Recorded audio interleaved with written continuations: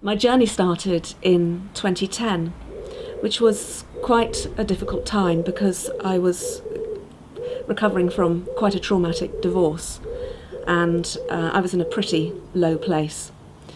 And I'd gone to a midnight mass with my sister somewhere in London, and I think Christmas Eve is a night of the year that is just anyway filled with magic and mystery. You can just feel it in the air, and I think you really have to go some to sort of mess that up.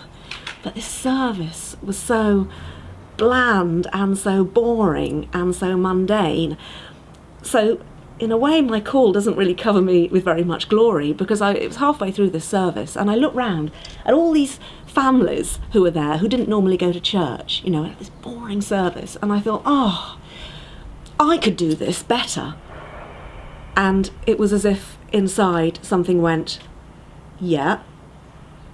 And I said, oh, no, that's not what I meant. But then inside something went, need to think about this. And I thought, oh no. And it was as if then, for the next 3 or 4 weeks, I was going about my daily business just thinking, no, this can't be right. It was quite an emotional time, actually. But in the end, I said, okay then, all right, I'll pursue this a bit. I went and spoke to my mum, and she said, you'd better go and talk to a vocations person. So I went to speak to Pauline Godfrey, the vocations advisor at Gloucester.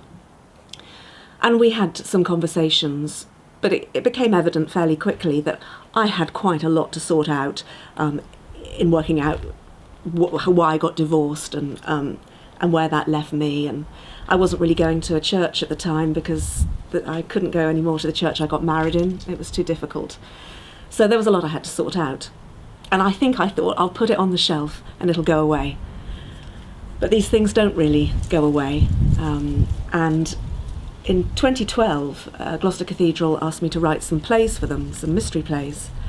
And so I did, and in doing that, I thought, maybe I'll go to Gloucester Cathedral, maybe I'll try going there.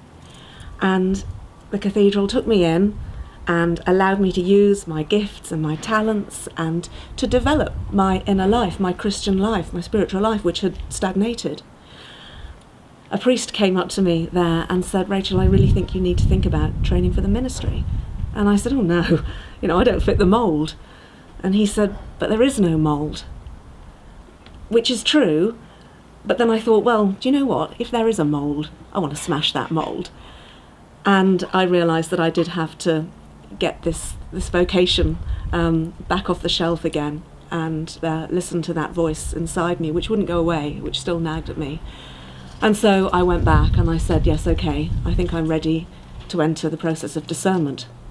Of course, it doesn't finish there, it's really only just starting, because the process of discernment really strips you down to your core, and you do feel very vulnerable, and you're having to go to talk to lots of different people and sort of unpack yourself and sort of spill your guts and then put yourself back together again. But of course things go back together in a different way. And so now I find myself at the end of my first year of 2. And somebody said to me recently, if you don't expose yourself to danger, then you don't know who you are. And I think that's absolutely right. And it has been dangerous, and it has been difficult, and it will continue to be so, but it's also been amazing. And I also feel that this is exactly the right thing that I should be doing.